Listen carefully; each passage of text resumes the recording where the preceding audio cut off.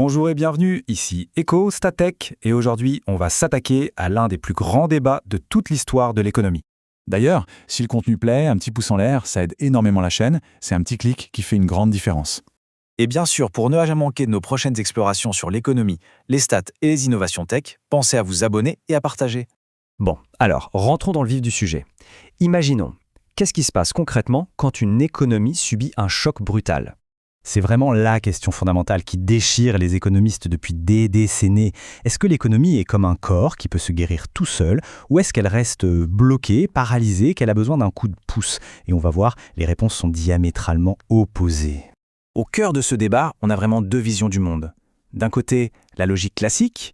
Pour eux, les prix, les salaires, tout est flexible. Le marché finit toujours par s'ajuster pour revenir à l'équilibre. De l'autre, la logique keynésienne.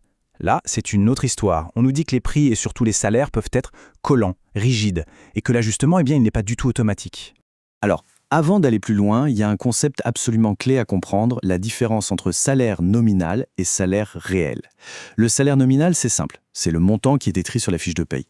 Le salaire réel, c'est ce qui compte vraiment, c'est le pouvoir d'achat, c'est-à-dire combien de choses on peut acheter avec ce salaire. Et toute la suite dépend de cette distinction. Ok, commençons par le premier camp.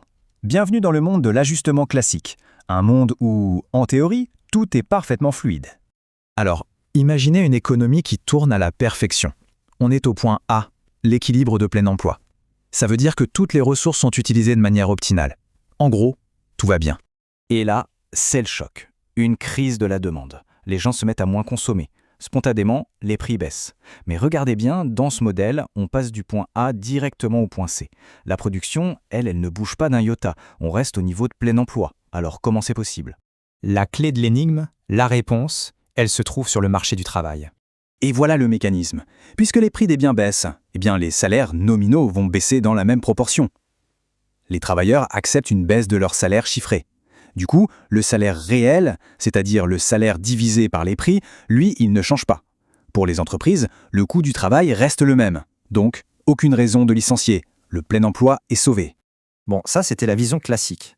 Maintenant, changeons complètement de perspective et voyons ce que nous dit Keynes. C'est un monde bien différent qui nous attend. On part exactement du même choc de demande.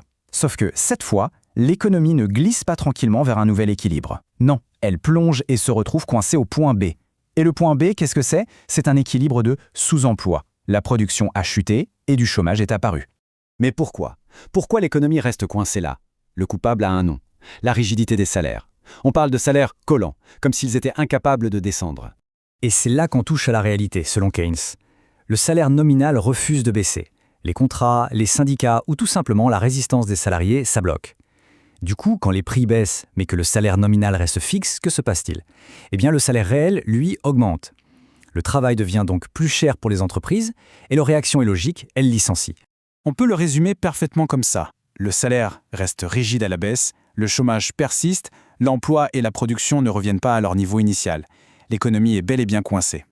Ok alors, c'est l'heure de la confrontation finale. Mettons ces deux théories face à face et regardons le résultat des courses. Regardons ce tableau. D'un côté, le monde classique. Après le choc, la production et l'emploi sont inchangés. De l'autre, le monde keynésien. La production et l'emploi diminuent, le chômage apparaît, le salaire nominal, lui, est rigide et paradoxalement, le salaire réel a augmenté, ce qui a causé les licenciements. Deux mondes, deux résultats radicalement différents.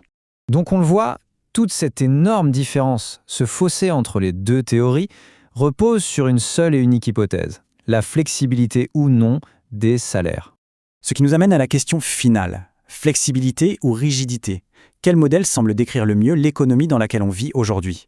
C'est une question essentielle parce que de la réponse dépendent toutes les politiques économiques qui sont mises en place. Voilà, si cette explication a permis d'y voir plus clair, n'hésitez pas à nous aider à en créer d'autres. Le meilleur moyen, c'est d'aimer la vidéo, de s'abonner et surtout de partager le savoir. C'était Eco Statech, merci d'avoir suivi et à très bientôt.